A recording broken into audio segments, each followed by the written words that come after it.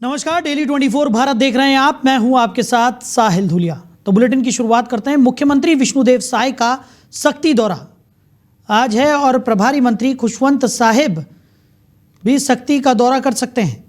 तो बता दें कि मुख्यमंत्री विष्णुदेव साय और प्रभारी मंत्री खुशवंत साहिब आज दोपहर 3 बजे धमनी हेलीपैड पहुंचेंगे। वहां से वो 3:05 पर हसौद के कार्यक्रम स्थल पर पहुंचेंगे।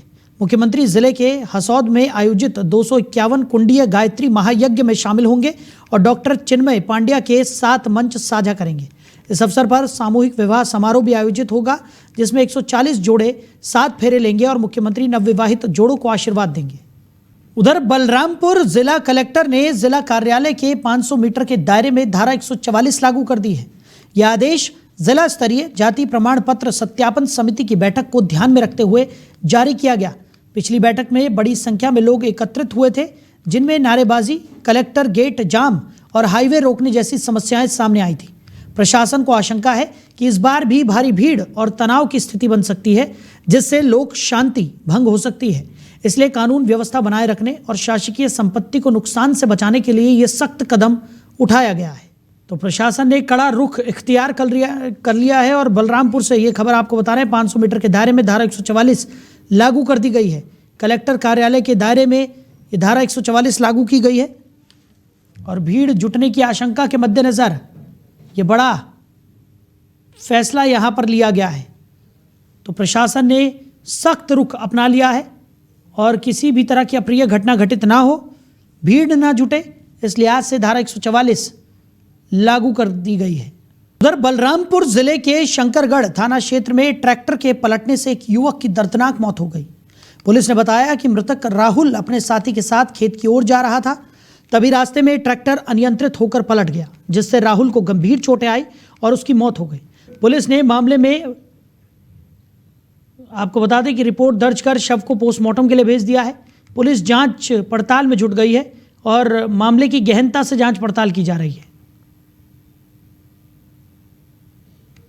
तो ट्रैक्टर के पलटने से युवक की मौत का ये पूरा मामला है। खेत की ओर युवक ट्रैक्टर से जा रहा था, अचानक से ट्रैक्टर अनियंत्रित होकर पलट गया और इस पूरे हादसे में युवक की मौत हो गई। तो कहते हैं कि जिनके सिर पर माता पिता का हाथ होता है वो बच्चे बहुत किस्मत वाले होते हैं, लेकिन कई ऐसे बच्चे भी होते हैं जिनसे माता पिता की छाया उठ जाती है। धमतरी जिले में ऐसे बच्चों का भविष्य संवारने के लिए शिक्षक आगे आए हैं। नगरीय क्षेत्र के कुछ शिक्षकों ने गुरु छाया नाम से एक संगठन बनाया है, जो माता पिता से वंचित बच्चों की शिक्षा से लेकर रोजगार तक में मदद कर रहा है। इसी उद्देश्य से कुकरेल में एक कार्यक्रम का आयोजन किया गया, जिसमें माता पिता से वंचित बच्चों का सम्मान किया गया और उन्हें शिक्षा में काम आने वाले आवश्यक संसाधन भी उपलब्ध कराए गए। सिंहपुर जो हमारा काफी रिमोट एरिया में सिंहपुर हाई स्कूल स्थित है, मगर रोड, दक्षिण मगर रोड में ट्राइबल और पीपीटीसी एरिया में ये बसता है। ये स्कूल बेहद ही गौरव की बात है कि ये स्कूल में लास्ट ईयर 10वीं और 12वीं में 100% रिजल्ट लेके आए थे स्टूडेंट्स। जहाँ पे भी टीचर्स बोलते हैं कि दूरी का इशू है या स्टूडेंट्स का मनोभाव ठीक नहीं है या पेरेंट्स का, माता पिता का उदासीनता है, उसके लिए एक बहुत बड़ा एग्जाम्पल है कैसे सिंहपुर 100% रिजल्ट लेके आ रहा है। इसके पीछे हमारे जो प्रिंसिपल साहब चंद्रा साहब और पूरा उनका एंटायर टीम, बहुत उनकी कड़ी मेहनत रहती है। पर्सनली भी विजिट किया हूँ सिंहपुर स्कूल में। जिस तरीके से उन्होंने पूरा समाज को एक साथ लेके आए, स्पेशली स्कूल के फंक्शनिंग के लिए, वो काबिले तारीफ है। जिस तरीके से वो वहां पे पीटीएम पेरेंट टीचर मीटिंग कराते हैं, पेरेंट टीचर मीटिंग में वो लोकल रिप्रेजेंटेटिव को लाते हैं, ये मॉडल को हम लोग पूरे कोशिश कर रहे हैं हमारे जिले के दूसरे स्कूल्स वगैरह में भी इसको लागू कराएं। इनमें ना बहुत अच्छा असर पड़ते सर। सबसे पहले तो ये है कि सर है ना हमला जागरूक करे कि मीटिंग बुलाई हाँ करके, जब हमारी मीटिंग आए ना तो हमला पता चली कि सर ऐसे बोले कि आप मन पढ़े लिखे, एक बात के बाद आप मन पढ़े लिखे नहीं हो लेकिन अपन बच्चा के काफी खुद जांच सकते हो। तो हमन बोले कैसे सर? तो सर बताइए समझला कि जब सर हाँ साइन करते, राइट करते, गलत रहते या फिर गलत रहते हमें गलत के चिन्ह लगाते और जो सही रहते हमें सही के चिन्ह लगाते, तो जो पढ़े लिखे नहीं हो भी पहचान कर सकते हैं ऐसे बोले तो ठीक है सर। हमन भी वैसे जब बच्चा जाए ना स्कूल से तो हमन ओकर कॉपी खोलन और देखन, जो सही रहा हमें सही के चिन्ह रहा, जो गलत रहा हमें गलत के चिन्ह रहा। हाँ, पढ़ाई के समय हमारे रक्षा की ओर ध्यान जाता है तो सोचते हैं कि अभी अभी पढ़ाई करेंगे तो बाद में आराम करेंगे, ऐसे करके सोचते हैं। मतलब दिन रात मेहनत करके एक मतलब पढ़ेंगे करके सोचते हैं। मैं 95% लाने का टारगेट बनाई हूँ। इससे बहुत फर्क आया है सर। पहले ऐसे पढ़ाई नहीं होती थी। वहीं धमतरी जिले के मगरलोड ब्लॉक के सिंहपुर गांव का सरकारी स्कूल अब एक मिसाल बन गया है। स्कूल में प्रार्थना से लेकर पढ़ाई, लैब, लाइब्रेरी और खेलकूद की बेहतर सुविधाएं उपलब्ध हैं। हर कक्षा में सीसीटीवी और अनुशासित बच्चे हैं। पिछले 2 सालों में इस स्कूल ने 100% पासिंग रिजल्ट दिया है। बच्चों और शिक्षकों ने एक एक परिवार से जुड़कर पढ़ाई में सुधार किया है। स्कूल परिसर हरियाली से भरा है, जहां पेड़ पौधों की सिंचाई भी खास तकनीक से होती है। पहले जहां बच्चे पढ़ाई में रुचि नहीं लेते थे, अब वहां 100% उपस्थिति और सफलता मिल रही है। इस मॉडल से पूरे समाज में सुधार आया है और जिला प्रशासन इसे अन्य स्कूलों में लागू करने की योजना भी बना रहा है। मेरे सामने चुनौतियां ये थी कि पालकों की उपस्थिति न्यून रहती थी। मैंने देखा 6 महीना तक केवल 3 पेरेंट्स ही आते थे। एसएमडीसी की बैठक होती थी उसमें नहीं आते थे। एक तो बड़ी चुनौती ये पालकों को लेकर के। दूसरा, बच्चों को लेकर चुनौती ये थी कि बच्चे एब्सेंट बहुत रहते थे। आते थे तो 2 पीरियड के बाद, 3 पीरियड के बाद और लंच के बाद तो मोस्टली भाग जाते थे और होमवर्क करके आते नहीं थे, इर्रेगुलर थे। ये 2 प्रमुख चुनौतियां थी मेरे सामने। क्योंकि परिवार में, गांव में, समाज में इस तरह का माहौल है तो स्वाभाविक बात है बच्चों पर उन पर तो असर होता ही था। और बच्चे लोग नशा पान करते थे तो पढ़ाई में उनका मन भी लगता था। ये तो सच्चाई है।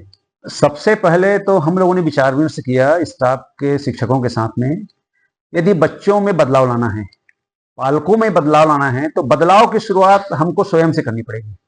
हम यदि डिसिप्लिन में रहेंगे, हम अनुशासन में रहेंगे तो बच्चे भी अनुशासन में रहेंगे और पालक भी अनुशासन में रहेंगे। हम जब पढ़ाई कर रहे थे वो करीब 15 साल पहले यहाँ से पास आउट निकले हैं। उस समय जो पढ़ाई थी, टीचर की कमी और साथ ही साथ सुविधाओं का अभाव का सामना हम लोग कर चुके हैं। अब जो नए शिक्षा नीति के तहत यहाँ हम लोग नवाचार ला रहे हैं, उसमें हमारे प्राचार्य सर और मैं खुद सरपंच मिलकर इस योजना में हर बच्चे को फर्स्ट डिवीजन पास करने की बीड़ा उठाए हैं। उधर मुंगेली नगर में अवैध कॉलोनियों का निर्माण तेजी से जारी है। नगर पालिका से बिना अनुमति लिए कॉलोनाइजर पंडरिया रोड स्थित स्वर्ण वाटिका सहित कई कॉलोनियों में सीसी रोड का निर्माण कर रहे हैं और भोले भाले लोगों को लुभाकर जमीन बेच रहे हैं। पूर्व में प्रशासन ने इन कॉलोनियों को अवैध घोषित किया था, लेकिन राजनीतिक रसूख के चलते निर्माण रुका नहीं। प्रशासन ने कई बार कार्रवाई की, लेकिन अब भी अवैध निर्माण जारी है। नगर पालिका अधिकारी ने कहा है कि किसी को अनुमति नहीं दी गई है। अवैध कॉलोनियों से सरकार को राजस्व हानि और लोगों के जीवन को खतरा हो रहा है, इसलिए प्रशासन को सख्त कदम उठाने की जरूरत बताई जा रही है। देखिए, अगर कोई अवैध प्लाटिंग है शहर में, निश्चित रूप से कार्रवाई होगी। पहले भी होते रहा है, अब तो सरकार और इस मामलों को लेकर सख्त है।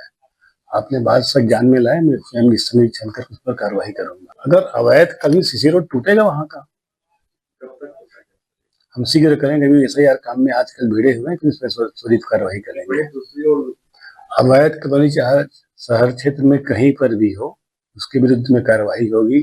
शासन सख्त, हमारे कलेक्टर साहब इस विषय में निर्देश दे चुके, निश्चित रूप से कार्रवाई होगी। देखिए, उधर विधायक रामेश्वर शर्मा ने स्पष्ट कहा है कि भोपाल मध्य के विधायक आरिफ मसूद जैसे लोगों को अपने मजहब की हकीकत को समझना चाहिए, जो वंदे मातरम और राष्ट्रगीत गाने से मना करता है, लेकिन चुनाव के समय वोट पाने के लिए बिना नहाए मंदिर जाकर पूजा की थाली थाम लेते हैं, लंबा त्रिपुंड लगवा लेते हैं और देवी जागरण में शामिल हो जाते हैं। उन्होंने सवाल उठाया कि अगर तुम्हारे मजहब में मूर्ति पूजा और राष्ट्रगीत गाना मना है तो फिर ये सब वोट के लिए क्यों करते हो। ये दोहरे मापदंड और स्वार्थी रवैये की मिसाल है, जो देश की एकता और अखंडता के लिए खतरा है। विधायक ने इसे मजहब से बेईमानी और स्वार्थ का परिणाम बताया, जो भारत के विभाजन जैसी घटनाओं का भी कारण रहा है। मजहब के हिसाब से हिंदुस्तान में रहोगे कि हिंदुस्तान के हिसाब से हिंदुस्तान में रहोगे, ये एक सवाल है। और इसलिए आरिफ मसूद जैसे लोगों को कान खोलकर सुन लेना चाहिए कि जब तुम्हारा मजहब वंदे मातरम गाने के लिए मना करता है तो वोट के खातिर तुम बिना नहाए धोए मंदिर में जाकर पूजा की थाली पकड़ लेते हो, लंबा त्रिपुंड लगवा लेते हो, वो तब तुम्हारा मजहब आड़े नहीं आता। तुम्हारा मजहब मूर्ति की बदनामी करना मना है ना, तो वोट के खातिर चुनरी ओढ़ रहे हो, वोट के खातिर देवी जागरण में जा रहे हो, वोट के खातिर आरती कर रहे हो मंदिरों में घुसकर, और राष्ट्रगान गाने के लिए, राष्ट्रगीत गाने के लिए, भारत माता की जय बोलने के लिए तुम्हारा मजहब मना कर रहा है। धन्य रे मजहब के मानने वालों, अरे जब मजहब से ही तुम बेईमानी करने पर उतरे हो, स्वार्थी लोग हो, इसके ही कारण तो हिंदुस्तान का विभाजन हुआ है। पहले जिन्ना का स्वार्थ आड़े आया तो देश का विभाजन हुआ, और आज तुम जैसे कांग्रेसी फिर 150 साल पर जब पूरा विश्व, पूरा भारत वंदे मातरम की यशोगाथा गा रहा है और तुम वंदे मातरम गाने से मना कर रहे हो, इसका मतलब ये है कि ये सुधर नहीं सकते। वहीं भोपाल के रॉयल मार्केट जीपीओ के सामने एक कार में अचानक आग लगने की घटना सामने आई। कार चला रहे व्यक्ति ने तुरंत गाड़ी से बाहर निकलकर अपनी जान बचाने में सफलता हासिल की। तो घटना की सूचना मिलते ही फायर ब्रिगेड की गाड़ी मौके पर पहुंची और कड़ी मशक्कत के बाद कार में लगी आग को पूरी तरह से बुझा दिया गया। समय पर की गई कार्रवाई से बड़ा हादसा टल गया और किसी के भी घायल होने की खबर नहीं है। तो भोपाल में ये घटना सामने आई है जहां पर एक कार में अचानक से आग लग गई। वहीं कार सवार ने मुश्किल कार से उतरकर अपनी जान बचाई। फायर ब्रिगेड ने भी तुरंत कार्रवाई करते हुए आग पर काबू पा लिया और एक बड़ा हादसा होने से टल गया। वहीं मध्य प्रदेश की राजनीति और कानून व्यवस्था एक बार फिर एक बड़े विवाद में घिर गई है। अब राज्य मंत्री प्रतिमा बागरी के भाई को गांजा तस्करी के आरोप में गिरफ्तार किया गया है। इससे पहले केवल 5 दिन पहले ही मंत्री के जीजा को इसी मामले में पकड़ा गया था। लगातार 2 गिरफ्तारियों ने प्रदेश में नशे के कारोबार और सत्ता के बीच संभावित गहरे संबंधों पर गंभीर सवाल खड़े कर दिए हैं। जब मीडिया ने इस पर सवाल उठाए तो मंत्री प्रतिमा बागरी ने पत्रकारों से नाराजगी जताते हुए कहा कि जबरदस्ती की बात क्यों करते हो तुम लोग। लेकिन सवाल यह है कि जब मंत्री के सबसे करीबी रिश्तेदार नशे के धंधे में शामिल पाए जाएं तो क्या सवाल पूछना गलत है? देखिए, सरकार अपना काम कर रही है और कानून अपना काम कर रही है। जो गलत करेगा उसको सज़ा मिलेगी, हमारे सरकार की खासियत है। और जिस तरह मीडिया अपने आप से रिश्तेदार बना लेता है, मेरा अनुरोध है कि पहले आप उसकी पुष्टि कर ले, उसके तथ्यों की जानकारी के बाद ही आप लोग को मैंने बता दिया कि हमारी सरकार कानून अपना काम कर रही है। और आप अपने आप से निर्णय लेते हैं, आप अपने आप से निर्णय लेते हैं। जो केस हुआ, जो ड्रग्स के आसपास था, उसमें विश्वास सारंग के साथ उसका पारिवारिक रिश्ता निकला कि नहीं निकला?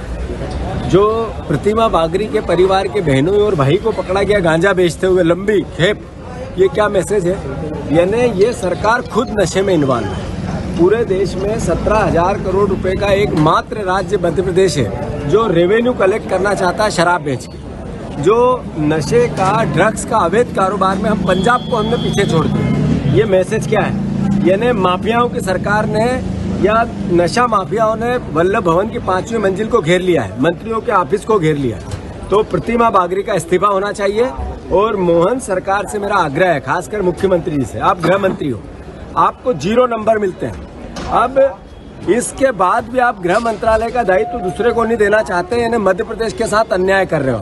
खजुराहो में जो मध्य प्रदेश की सरकार की जो भ्रष्ट सरकार है, लगातार 20 साल से आप देखेंगे, चाहे कानून व्यवस्था हो, चाहे आपके क्वालिटी के मानक हों, किसी भी विभाग के, उसमें जो फेल सरकार है और भ्रष्टाचार में तो इतनी बुरी तरह से लिप्त है कि खजुराहो में 2 दिन से इनकी कैबिनेट की पिकनिक चल रही है। ये बैठक नहीं, पिकनिक है इनकी, परिवार सहित सारे लोग गए हुए हैं वहाँ पे, और वहीं पे एक गरीब परिवार के 5 लोगों की मौत हो जाती है। कि होटल में, जो गौतम होटल है, रिसोर्ट है, वो भाजपा के नेताओं का रिसोर्ट है, और उसमें लोगों को जहर कैसे गया खाने में, जो लगभग 10-11 लोग उसमें एडमिट हुए हैं अस्पताल में, और लगभग 4 लोगों की तो पुष्टि हो गई है मौत की। अभी बता रहे हैं कि 5 समय की भी मृत्यु हो चुकी। वहीं मध्य प्रदेश के छतरपुर जिले के बड़ा मलहरा क्षेत्र की विधायक रामसिया भारती ने बमनोरा से हीरापुर तक जाने वाली सड़क पर जारी पैचवर्क की घटिया गुणवत्ता और लापरवाही को लेकर कड़ी नाराजगी जताई। करीब 8 किलोमीटर लंबे इस सड़क हिस्से का निरीक्षण करते हुए विधायक ने देखा कि सड़क का एक हिस्सा इतना खराब था कि उन्होंने उसे हाथ से रगड़ा तो अन्य निर्माण सामग्री उखड़कर उनके हाथ में आ गई। इस दृश्य ने विधायक को गहरा आहत किया और उन्होंने तुरंत संबंधित अधिकारियों और ठेकेदार को फोन पर फटकार भी लगाई। ये बिल्कुल घटिया निर्माण चल रहा है। मैं अभी ये जो हीरापुर से बमनौरा पहुंच मार्ग है उस पर ही मैं खड़ी हुई हूँ, उसी को मैं देख रही हूँ कि किस तरीके से निर्माण चल रहा। यहाँ मैंने आकर के जो देखा है कि बिल्कुल घटिया निर्माण चल रहा है और ये ऐसा चल रहा है कि हाथ में रोड से कोई भी चीज़ उठा लो तो हाथ में आ जा रही है ऐसा। और मेरी बात भी हुई है अभी, तो मैंने बात की उनसे, तो उनका यहाँ भी सुना मैंने लोगों से कि उनको जवाब आया ठेकेदार का कि अगर आपको डलवाना हो तो आप डलवाएं। मतलब सरकार करना क्या चाहती है जनता के साथ, मुझे ये समझ में नहीं आ रहा है। वहाँ से आप कितना मटेरियल रोडों के लिए दे रहे हैं, सड़क बनवाने के लिए दे रहे हैं, पर यहाँ हो क्या रहा है? यही तो धरातल पर मैं तो अपने आप सबके माध्यम से मैं ये बात बिल्कुल ऊपर तक पहुँचाना चाहती हूँ कि कम से कम धरातल पर हो क्या रहा है इसे तो देखें। धरातल पर कुछ है ही नहीं, ये बिल्कुल। वहीं मध्य प्रदेश के जबलपुर में एक बेहद चौंकाने वाली घटना सामने आई है जिसने पूरे शहर को झकझोर कर रख दिया है। यहाँ 15 मूक बधिर और बहरे लोग, जिन्हें उनकी ही एक कथित भरोसेमंद साथी ने पैसा डबल करने के झांसे में फंसाकर लाखों रुपए की ठगी का शिकार बनाया, न्याय की गुहार लेकर पुलिस अधीक्षक कार्यालय पहुंचे। इन पीड़ितों ने अपने वकील के साथ मिलकर एसपी कार्यालय के दरवाजे खटखटाए ताकि उनके साथ हुई इस घिनौनी धोखाधड़ी का उचित संज्ञान लिया जाए। वहीं छतरपुर जिले के खुजराहो में एक दर्दनाक घटना सामने आई है जहां फूड पॉइजनिंग के कारण 3 कर्मचारियों की मौत हो गई। घटना 8 दिसंबर को हुई जब होटल गौतम में काम करने वाले कई कर्मचारियों की खाना खाने के बाद अचानक तबीयत बिगड़ गई। उन्हें पहले खुजराहो और फिर छतरपुर के अस्पतालों में भर्ती कराया गया, जहां से गंभीर हालत के कारण उन्हें ग्वालियर रेफर कर दिया गया। इलाज के दौरान 3 कर्मचारियों की मौत हो गई। मृतकों का राजनगर और ग्वालियर अस्पताल में मेडिकल बोर्ड द्वारा पोस्टमार्टम किया गया और उनके बिस्तरे को जांच के लिए सागर भेजा जाएगा ताकि मौत के असली कारणों का पता लगाया जा सके। पुलिस ने इस मामले में होटल गौतम मैनेजमेंट के खिलाफ धारा 304A के तहत मामला दर्ज कर जांच शुरू कर दी है। पुलिस इस घटना की गहनता से जांच कर रही है ताकि दोषियों को कड़ी से कड़ी सजा दी जा सके।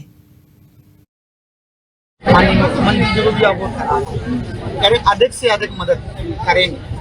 हमें उन्होंने कहा तो मैं आया माँ की चिंता नहीं, हम तो वैसे भी अगर घटना तो हम खड़े रह सबके सुख दुख में जो भी परेशानी है, तुम्हारी परेशानी बुझा हमारी ना तो हम लोग चाह रहे थे कोई वो चाह कोई ना तो खजाब को चाह न पड़ोसी। खजुराहो में जो 3 अभी जो गौतम रिजॉर्ट में खाना खाने से जो 3 लोगों की मौत हुई थी उसमें पुलिस द्वारा FIR दर्ज कर दिया गया है और पूरे मैनेजमेंट के खिलाफ FIR दर्ज करी है और जिसमें फूड सैंपल्स जो कलेक्ट किए गए थे उनकी भी टेस्टिंग के लिए और जो बॉडीज़ के जो पोस्टमार्टम हुए उसमें विजरा प्रिजर्व करके उनको डिस्पैच करा दिया गया है FSL में और इसमें आगे जांच सही तरीके से चल रही है और जो भी वैधानिक कार्रवाई होगी जल्दी से जल्दी की जाएगी।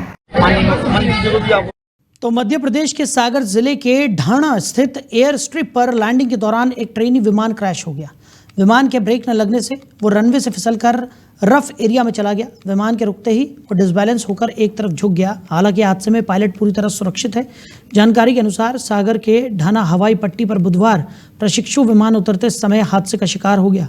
डबल सीटर विमान ने जैसे ही लैंडिंग के दौरान रनवे को छुआ तो उसके ब्रेक नहीं लगे। वो रनवे पर फिसलते हुए तय एरिया से आगे बढ़कर रफ एरिया में पहुंच गया। यहाँ विमान एक झटके से रुका और उसका संतुलन बिगड़ गया। वो एक तरफ झुका और उसकी नोज जमीन से टकरा गई।